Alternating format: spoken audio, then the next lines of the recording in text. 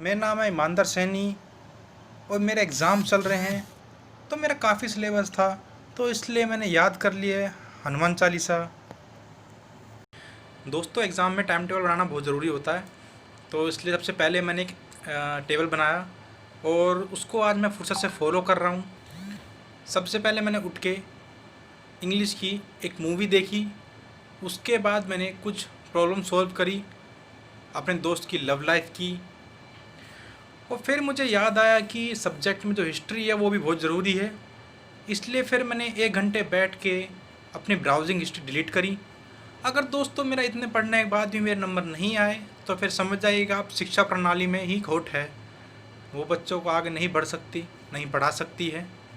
दोस्तों, मेरे पापा ने कहा है कि अगर मैं इस बार पेपरों में अपने 70% ले आया तो वो मुझे बाइक दिलाएंगे।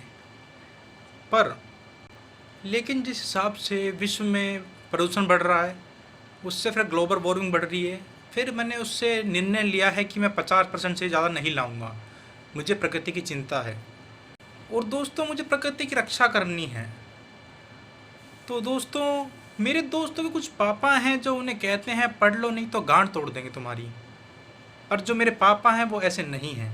पर दोस्तों, मेरे पापा ऐसे बिल्कुल भी नहीं हैं, वो मुझे बिल्कुल भी धमकी नहीं देते हैं तोड़ने से पहले। दोस्तों, इसी बीच मेरी मम्मी बहुत प्यारी हैं, वो मेरी मम्मी बहुत चिंता करती है, मेरी मम्मी बहुत ध्यान रखती है कि मैं क्या खा रहा हूँ, क्या पी रहा हूँ, क्यों जी रहा हूँ।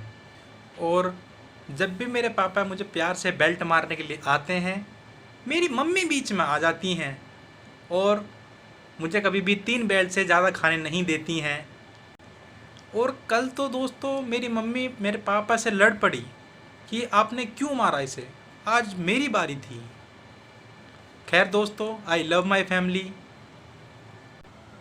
दोस्तों, इस एग्ज़ाम के दौर में कुछ युवा भटक रहे हैं, गलत जगह मेहनत कर रहे हैं, चिट बना रहे हैं रात भर बैठकर और अपने एग्ज़ाम में ले जा रहे हैं। भाई, आप ऐसा क्यों कर रहे हो? जितना आता है उतना लिख लो यार, नाम, रोल नंबर और बाकी बगल वाले से देख लेना यार। इसलिए मैं आप सभी से कहता हूँ, सही नोट होना बहुत ज़रूरी है, 500-500 के, जिससे आपके सही मार्क्स आ सकें। दोस्तों, कभी एग्ज़ाम में आप 100 रुपये का नोट मत चिपकाइएगा, क्योंकि एग्ज़ाम में नेगेटिव मार्किंग भी होती है। दोस्तों, मेरे कुछ दोस्त बोल रहे हैं कि एग्ज़ाम ख़त्म होने के बाद मसूरी घूम के आना है। पता नहीं किस बात का एटीट्यूड है, वापस क्यों आना है, बाप गांड तोड़ देगा। और दोस्तों, मैं आपको बता दूं, अगर आपने पढ़ाई नहीं की है, आपको डर लग रहा है, तो आप एक चीज़ समझ लीजिए कि एक कागज़ का टुकड़ा आपका भविष्य निर्धारित नहीं कर सकता, उसका रिजल्ट करेगा। और जिस दिन वो आए तो कृपया करके उस दिन छुप जाना। अरे दोस्तों, मेरे पापा आ रहे हैं और ये हथौड़ा लेके क्यों आ रहे हैं?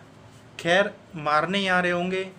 तो पीस आउट दोस्तों, subscribe my channel and stay tune and press the bell icon.